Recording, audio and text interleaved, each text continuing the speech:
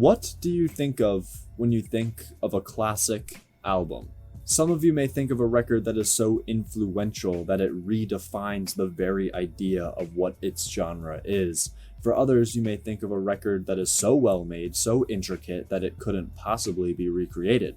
For me, I like to think of the Miseducation of Lauryn Hill. It's not a perfect record, I even think it has a couple flops, but the sounds, the ideas, the themes that Lauryn brought to us on this record are unlike anything that has been and probably ever will be made. Let's take a minute and talk about why I think the Miseducation of Lauryn Hill is a classic.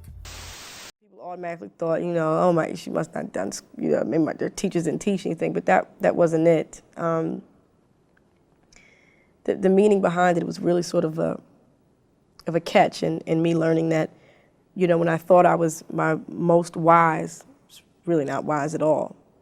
And then my humility, and in those places that most people wouldn't expect a lesson to come from. That's where I learned so much. And, and so I termed the phrase miseducation, not because it was a miseducation per se, but just because it was sort of contrary to what the world says is education. It was this education that came from life and experience, and not necessarily academic, all academic, but related to living. So it's been over 2 decades since this record came out, and even at the time it was so critically acclaimed. I think it won 5 Grammys. But Lauryn Hill is widely considered the greatest female MC of all time. And what's funny going back listening to this record is how little rapping she actually does on it. Miseducation brings us a slew of genres from funk to soul, neo-soul, R&B, hip-hop. I really think the record has something for everybody, but what's odd to me is how highly held up it is specifically in the hip-hop community, when in reality, I would say maybe 25-30% of this album is her rapping. And honestly, if you asked me to pick out my top 3 to 4 tracks on this record, I don't think any of the more hip-hop oriented songs would be on that list, which isn't to say that the rapping is bad or boring, it's just a testament to how diverse and fantastic Lauryn is as a singer as well. But we still have a lot of hip-hop highlights on this record. Let's start the tracklist rundown with one of my favorites, Lost Ones. Coming from the intro, we really don't know what to expect from this record as a whole. I feel like I'm watching a play or something as we have this classroom scene set up. Lost Ones is a musical bait and switch that preludes a confident and assertive hip-hop record, which is funny considering how far we go from this mood even on just the next song. I always feel like I'm in a mosh pit watching a rap battle during this song. We have sharp drums, record scratches, and this echoing crowd vocal that's underlying Lauryn as she makes these authoritative claims to this person about how he lost her for what was, to her, no reason. The flows are short, but I think they're great. I really like how the last word of each line is reverbed and echoed and then paired with a brunt guitar strum. It's almost as if she's trying to add finality to each line. Yet this wouldn't work if Lauryn's verses weren't so tight and her delivery wasn't cold-blooded. And to me, that's what makes Lost Ones a highlight. On an album where Lauryn is going to get frighteningly vulnerable with us, it's interesting to start it off with this sound that just oozes with the stereotypical masculine egoism. Lauryn takes a complete U-turn style-wise on the next track, X Factor, which is a neo-soul piano ballad and easily my favorite song. The transition is a little rushed, but surprisingly smooth because of the shimmering twinkle that leads us into the piano when it starts playing, almost as if Lauryn is aware of the immaculate sound that she's setting up and the anguish that she's going to impart on her listeners. Yet the potency from X Factor doesn't only come from the instrumental shifts or Lauryn's stunning vocals full of dejection and extortion. I find myself more interested in the progressive song structure. The first verse is followed by a pre-chorus only, which is paired with the actual chorus after the second verse, and then the instrumental break at the beginning of the third verse almost signifies a second half of sorts for the track. Then she builds on top of the pre-chorus and chorus by breaking down into this crazy slew of these 2 vocal tracks colliding on each other. One claims that you said you die for me, while the other says, why can't you live for me too? And then the harmonizing vocals that go parallel with the melody are just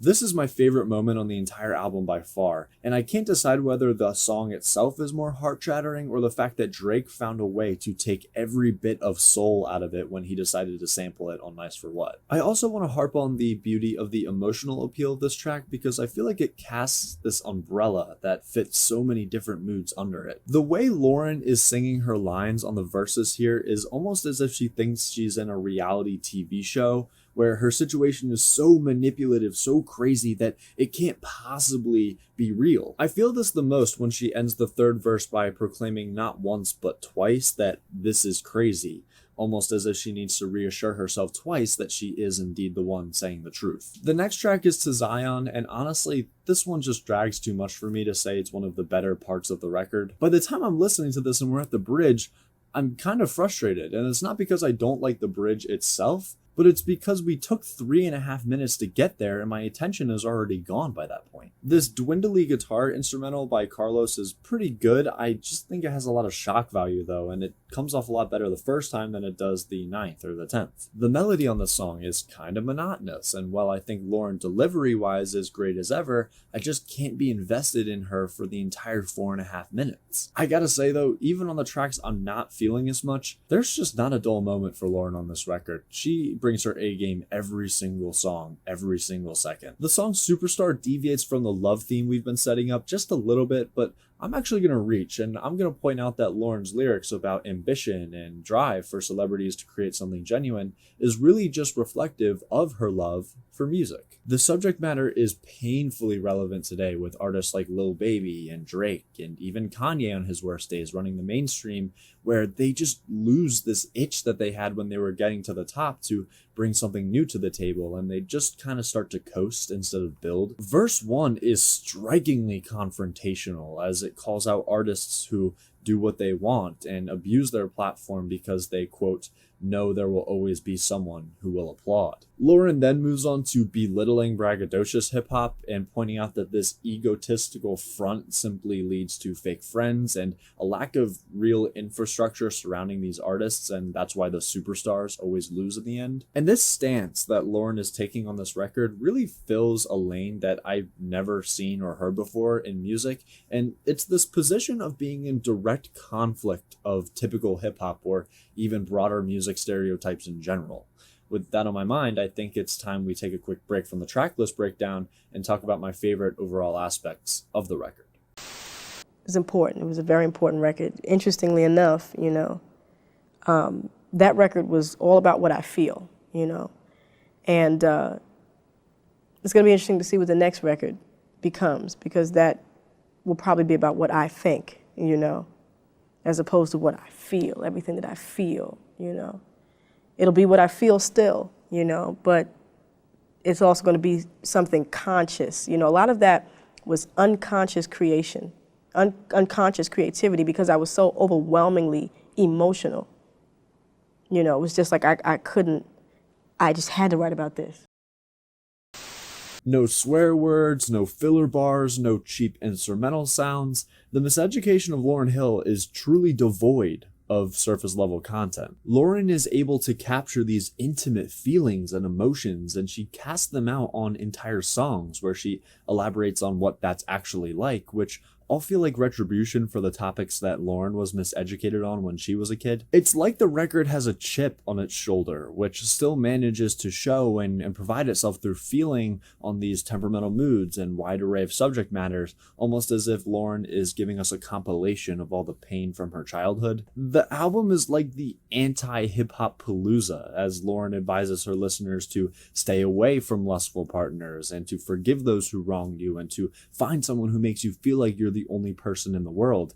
It's really refreshing in a world where we hear the PMW subject matter on all the songs that run rampant in the mainstream. I think aesthetically, the musical aspect that sticks out the most to me are the competing harmonizing vocals, which even utter conflicting lyrics on songs like X Factor. They add so much depth to every single melody and chorus that Lauryn rides over, and she wields these background vocals with so much control, where she creates feelings of claustrophobia on Doo-Wop or conveying anguish on When It Hurts So Bad. These to me are ad-libs in good taste. They're not cheap additions to the melody or corny echoes that emphasize a lyric like we see now. They have a purpose. They feel necessary. If you took out any part of any track on the record, it wouldn't have the same effect. There are a million other pros that I could mention that are a little bit more specific, like Lauryn's astonishingly consistent vocal performance or the perfect track sequencing, but I really want to commend her on her world building ability here and the ability to take a completely fresh angle on an oversaturated theme such as love. Lauryn's concept of capturing moments or stages in a badly broken up relationship is really compelling. It's not a full narrative,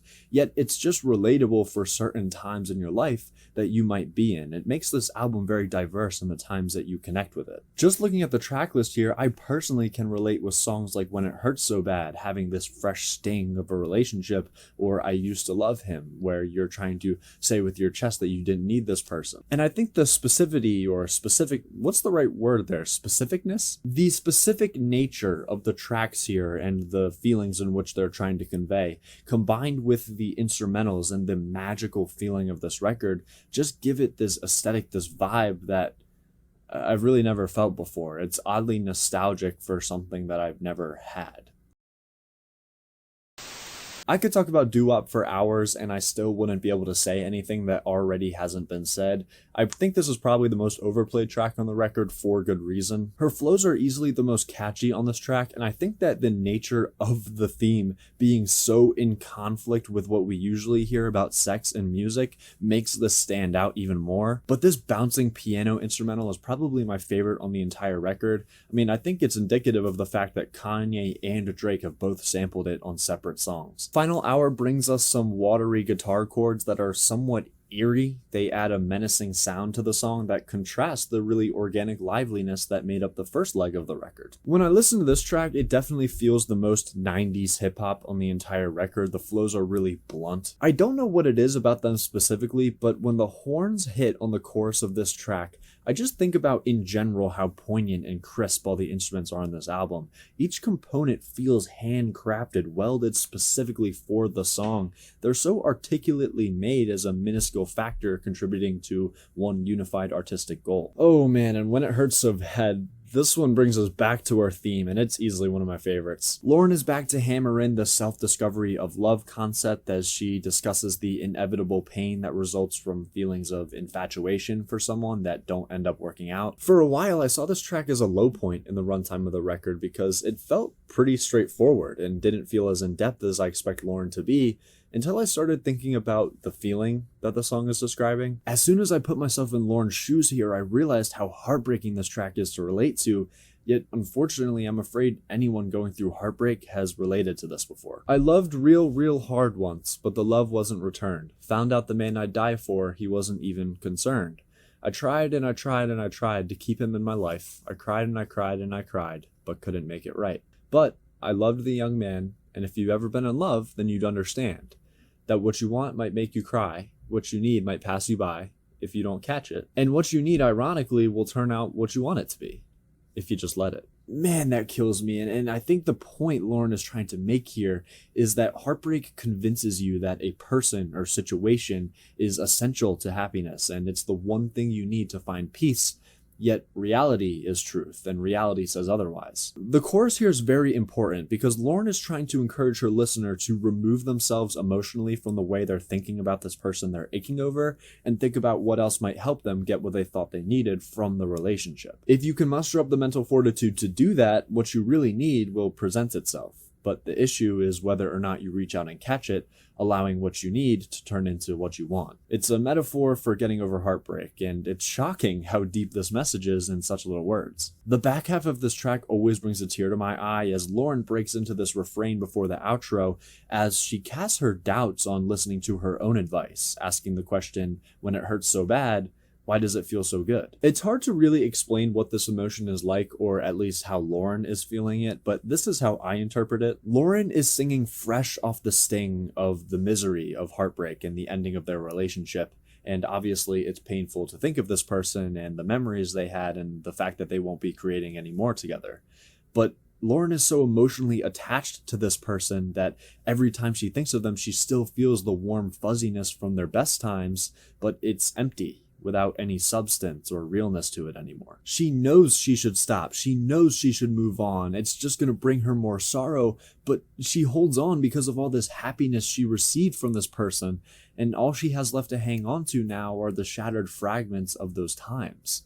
Therefore, it hurts so bad, but it feels so good. Picking up a little bit, I Used to Love Him is a compelling narrative following that track, and it almost sounds ghostly. The instrumental is really bare with only drums that collide with these haunting oohs and ahs. This track has some really rattling bars on it too. Mary J's verse starts off with some of my favorite lines on the entire record. I chose the road of passion and pain, sacrificed too much and waited in vain, gave up my power, seized being queen, addicted to love like the drug of a fiend. Mary J is rhyming from what seems like the stance of retrospective pain, explaining how loving so much and being passionate just leads to a lot more heartbreak, while you also sacrifice power and status in the process. Then when it's time for Lauryn's turn, she convincingly states repeatedly that she's no longer in love with this person, and she's moved on, and she recognizes this time in her life as a mistake. While Lauryn seems really triumphant while she speaks about the situation, if you think about where the track is placed on the track list, which is right after Hurt So Bad,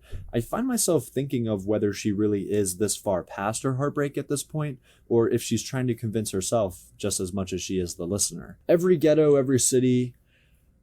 Honestly, it just sounds and runs like a Stevie Wonder song. It's alright. Nothing even matters though.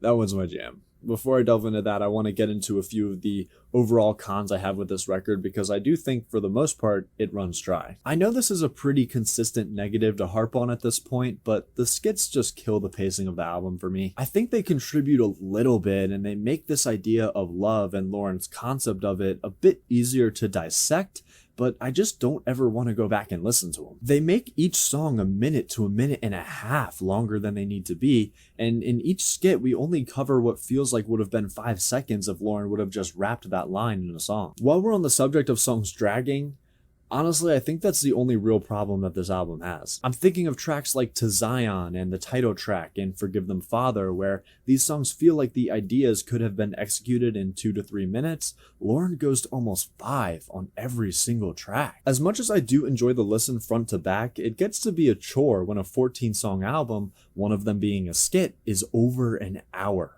And I think the problem would just go away if we made a few of the tracks more concise. Other than that, man, I don't think there's much more to say in the way of negatives. I think the album is really just that great. Well, there's one more thing, but we'll wait until I discuss the closing track to get to that. I'd gone through a lot, a huge emotional and spiritual battle prior to the creation of that album. And the funny thing is that while I was going in the battle, I couldn't see my hand despite my face. I mean, I really couldn't see anything, because I was so emotionally entangled in everything that I'd gone through. But it was like once I was delivered from that situation, and once I got the perspective, was able to look back at heartache and look back at pain and disappointment, for some reason, it all was so clear. It was just like the picture started to form itself. Nothing Even Matters is probably the most sensual track on the record, and it's 100% the song that I'd pick to capture the magic that the entire album offers in just one song. Sure, it doesn't have much rapping, the drum presence is pretty much non-existent, and honestly, the song structure is kind of repetitive, but I think that the feeling and the whimsy of this song captures a magic that is unlike any other piece of R&B that I've heard. Lauryn and D'Angelo sing a beautiful duet, describing what it's like to be smitten over someone, over these skipping snaps, dreamy ad-libs, and a shimmering electric piano chord. The organ, though, is a really nice touch. I think it deepens the sense of eagerness of the emotions here, and it fulfills the atmosphere of simply just you and the other person, because nothing else matters. It's bananas to me how easy it is for Lauryn and D'Angelo to rattle off smooth melodies or impressive vocal progressions. It feels like they freestyled this entire song with how well it flows back and forth between the two, and I really believe it's the airtight chemistry that brings this feeling full circle. Ultimately, for me personally, the reason I think this track is representative of the entire record is because of the way it evokes nostalgia and compels you to remember a time where you felt the same way about another person. Maybe it's it's just because at this point in my life, I've related to this feeling that they're portraying more than any of the others on the record, but I feel like it's representative of the fact that the entire LP is meant to properly educate you on the meaning of love. Everything is Everything isn't one of my favorites, but it's definitely an essential with these bold string progressions and piano from none other than John Legend in 1998. What? The opening lines of the first verse are very transparent about the song's intentions, where Lauryn says that she's writing this for the youth, specifically because they're being lied to. The verses beat around the bush a lot in terms of delving into this phrase, everything is everything, and as far as I'm aware, there isn't a consensus on what exactly it means, but I have my own thoughts on it. I think that the redundancy of the phrase, everything is intentional,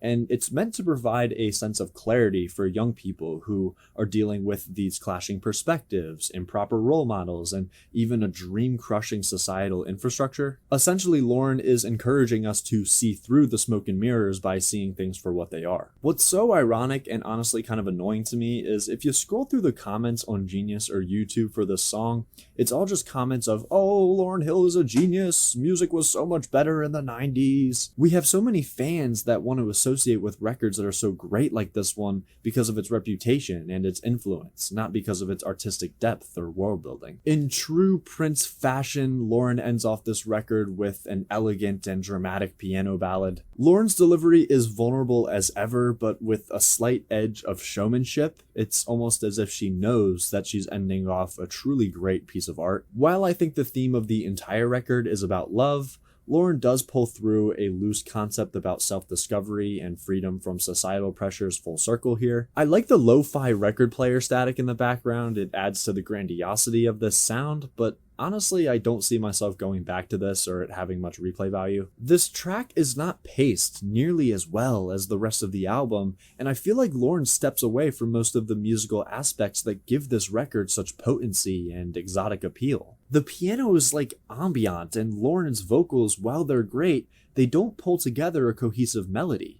On top of all of that, she abandons this theme that she's been going with throughout the entire record, and she ruins this literal perfect cohesion that we had until this song. It's a really good song, and I always play it when I listen to the record all the way through, but I hate to say that I think it takes away from some of my favorite aspects of the entire album. Guys, I know I laid into it a little bit there at the end, but this is one of my favorite albums from the 90s. I think it's undeniably a classic, and I think it redefined neo-soul, hip-hop, R&B, even just music in general, man. It really shifted the landscape. I mean, think about it. Sure, she had her work with the Fugees, but Lauryn Hill only has one album, and she's one of the most respected female voices in all of music. This thing is packed with highlights, a diverse musical palette, and a theme that I think is important and one that you can go back to inspire yourself or teach others. My top 5 from this album: Nothing Even Matters, When It Hurts So Bad, Superstar, Doo-Wop, and X Factor. I'm going to give the Miseducation of Lauryn Hill by Lauryn Hill an A. Guys, about a month and a half ago when I first listened to this record, I did a reaction to it, which is exclusive to Patreon. If you're interested in that kind of content, I do reactions on there for exclusively my patrons. Go over there, support. It is what keeps the channel going. I appreciate you guys. I'm going a bit more towards reviews. I like to do this kind of content on YouTube. I have fun just thought spilling on the albums that are really important to me and my music palette. So let me know albums that I've reacted to in the past that you might want to see my updated thoughts on, or just records in general that you would want to hear me talk about. Thanks so much for joining me. I sincerely hope you'll join me next time. Happy listening.